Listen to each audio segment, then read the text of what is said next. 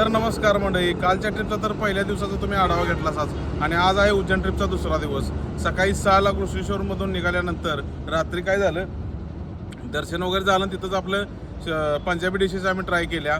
मग त्यामध्ये शेवभाजी एक होती आणि दुसरी म्हणजे दाल फ्राय दिलेला आणि सोबत रोट्या आणि राईस वगैरे काय रेग्युलर असतं यात। आणि झोपी गेल्यानंतर सकाळी 6ला आम्ही स्टार्टर मारला तिथून कृष्णेश्वरमधून। आम्ही सध्या आहे ते इंदोरच्या मागं 20 किलोमीटरवर। येताना थोडाफार लाईटली नाश्ता केला, पोहे वगैरे खाल्लं ते काय दाखवणं गरजेचं वाटलं नाही, पण नाश्ता पुरेपूर झाला।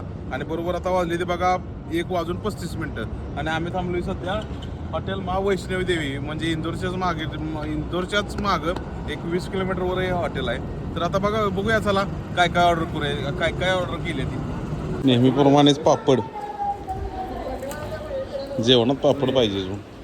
आणि आजच्या जेवणात आहे बघा ते दाल तडका, मिक्स व्हेज आणि रोटी। सगळ्या गोष्टी टाईम मॅनेजमेंटवर असतात। 1 ते 2च्या दरम्यान गाडी कुठं थांबल नेहमीच हे हॉटेल मिळेलच असं नाही। तर हे झालं सकाळचं जेवण। आता इथून आम्ही जाणार आहे ते उज्जैनला। थोडा प्लॅन चेंज झालेला आहे, ते तुम्हाला नंतर सांगतो।